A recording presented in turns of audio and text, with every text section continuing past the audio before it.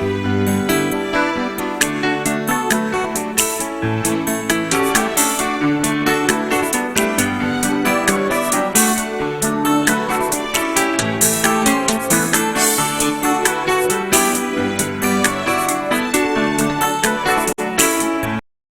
za saizi mpendwa mtazamaji na mfuatiliaji wa Ushindi Online Solution.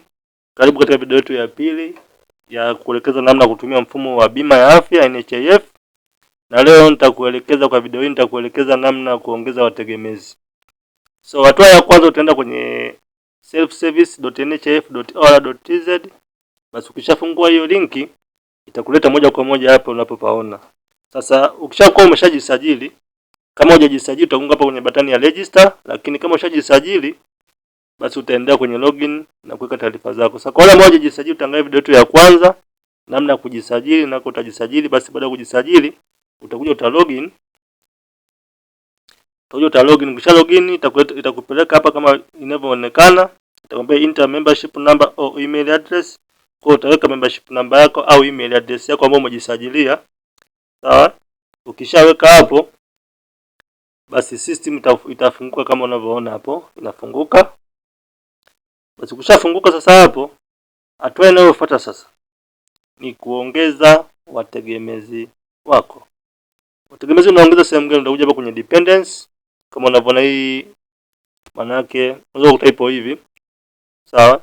Utaunga hii mistari mitatu ya kushoto, itakuja utaona kuna dashboard, profile, dependency, beneficiaries, contribution. Sawa? Sasa namna ya kuongeza wategemezi wako utakuja hapa kwenye dependent. Utagonga dependent. Baada ya kushonga dependent hapo kama ushawaingiza itatoka orodha ya dependent wako. Sawa? Na kwa hiyo sasa kama bado hujajisajili market itakuwa hapo empty, hamna chochote. Kwa hiyo utakuja hapo uta add dependent. Ukisha dependent hapo sasa itafunga uwanja unavyoona hapo, itakupa chance ya kuongeza wategemezi wako. Sasa kuna aina ngapi za wategemezi? So utakuja hapa kwenye select relationship type. Ukigonga hapa utaona kuna hiyo drop down menu. Sasa hapo ya kwanza kuna hiyo first spouse. First spouse maana yake ni nani? Huyu ni mwenza. Kwa hiyo kama ni mwanaume wewe unayefungua hii account, maana utamsajili mke wako kupitia option hiyo, au kama yeye ni mwanamke utamsajili mume wako. Alafu anayefuata ni biological child, maana ni mtoto wako mwenyewe kumzaa.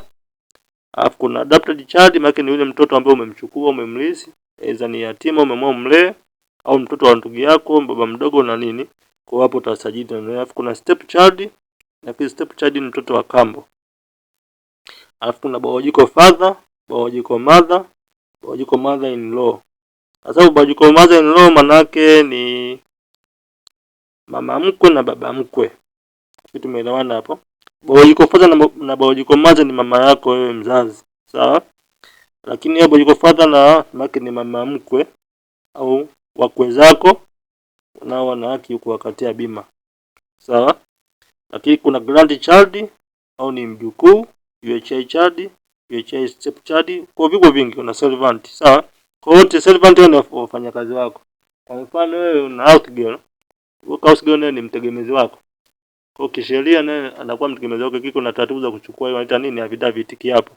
Sawa? Kwa na hiyo ukamkatia bima ya afya mfanyakazi wako wa ndani. Maarufu tunasema beki tatu. Kwa hiyo ukamkatia naye bima kama nafasi ipo, ili usipate shida za kumlea. So sasa mimi nitatoa mfano namna ya kumkatia baba bima ya afya. Kwa ndo select baba wajiko father. Baada ya hapo, baada ya kuwa umemselect, utakwenda kwenye option ya date of birth. Hapo utajaza tarehe yake ya kuzaliwa. Sasa zingatia hii tarehe kuzaliwa utajaza kwa kila mtu ambaye utamjazia, hizo awe huyo mfanyakazi awe mtoto, utajaza tarehe yake ya kuzaliwa. Kwa utachagua tarehe ya kuzaliwa. Hapa tuchukue mwaka. Sawa? Tabadilisha mwaka. Sawa?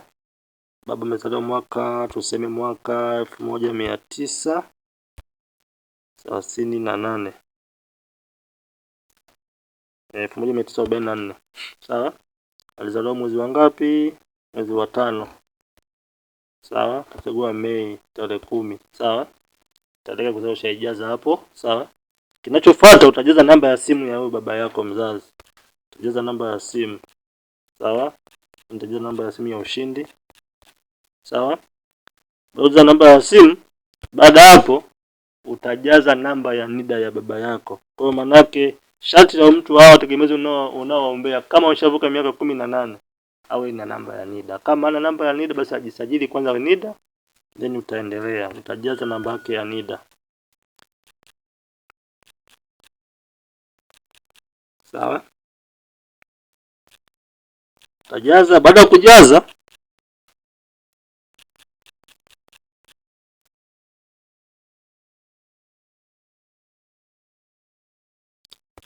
ya kujaza utasave dependence. Sawa? Sasa kwa hiyo itakwambia are you sure you want to submit? Utasema okay. Kwa hiyo nafikiri hapo utakuwa umeshajaza. Ukishamjaza hapo utaje kumuona wapi? Ukijaza maana yake haimaanishi kwamba tayari bima ishatoka, hapana. Ukishamjaza hapo sasa utarudi. Utakuwa ushajaza na kusubmit. Mimi si submit kwa sababu ninaelekeza tu hapa. Utarudi hapo kwenye dependence, sawa? Utarudi tena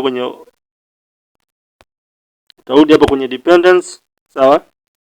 Sawa, ikisha load hapo utakuja hapo kwenye pending dependence. Kwa sababu kwenye pending dependence hapo utakuja nasoma, utaona itasoma jina lake. Kumbuka siku hatujajaza jina, lakini jina itachukua kwenye nini? Kwenye NIDA. Kwa hiyo hapa jina lake linasoma, jinsi yake itakwambia, tarehe kuzaliwa na relationship yake na huyo mtu. Alafu hapo nyuma kuna status. Kwa hapo kwenye status hapa ndio utaenda uta-approve sasa hivi pale nini? Uweze kumkatia bima. Sawa? Sasa baada ya kuwa umesha approve hapo kwenye pending hapa dependence. Kwanza hapo utakuta itakwambia status either approved or not approved. Mara nyingi kama ikiwa sawa kwenye NIDA, basi utakuta hapa iko approved. Sawa? Ila kama NIDA ina shida, kwa mfano, shida inaweza katokea majina yako tofauti. Yaani kwa mfano umechukua jina unataka umweke baba yako, lakini wakiangalia majina ya baba yako wewe kwenye NIDA yako yalivyo na majina yake yanatofautiana. Kwa maana inasumbuaga hapo. Kwa hiyo utaangalia zote kwa wapi na utatafuta namna kufanyaje ya kusolve. Ila kama mkutana na hiyo changamoto, comment hapo tushauriane nini cha kufanya. Kwa hiyo ukishamaliza hapo utakuja hapo. Sawa? Ukishamaliza hapo kitu sasa utakuwa ushamsajili. Sawa? Sasa ukirudi sasa hapa utakuja hapo kwenye dependence hapa.